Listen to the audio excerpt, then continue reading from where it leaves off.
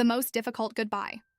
During my 7 years as an ER doctor, I've faced countless heart-wrenching moments, but one day stands out vividly, a day I wish I could forget. It was a quiet Tuesday afternoon when an ambulance rushed in carrying an elderly man, Mr. Harris, who had suffered a massive stroke.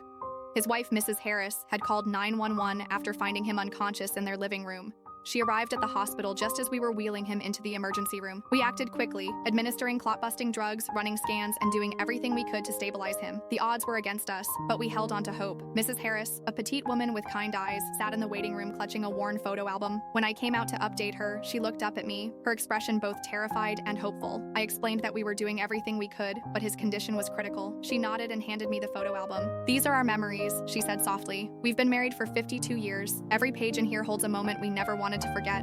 I flipped through the album during a brief break. Photos of their wedding day, family picnics, vacations, and grandchildren. It was a life filled with love and laughter. Unfortunately, Mr. Harris's condition worsened. Despite our efforts, the stroke had caused irreparable damage.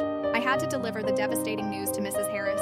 He wasn't going to make it. She didn't cry immediately. Instead, she took a deep breath and asked to see him. We moved him to a private room where she sat by his bedside, holding his hand. She opened the photo album and began telling him stories from their life together. Her voice was calm and steady as she recounted the day they met, their first dance, and the birth of their children. "You've given me the best life I could ever ask for," she whispered, tears finally streaming down her face. When Mr. Harris took his final breath, she kissed his forehead and closed the photo album. She turned to me and said, "Thank you for trying. He'd want you to know he was grateful." That day, I learned something profound. Love doesn't end when life does. It carries on in memories, in the spaces they once filled, and in the hearts they touched.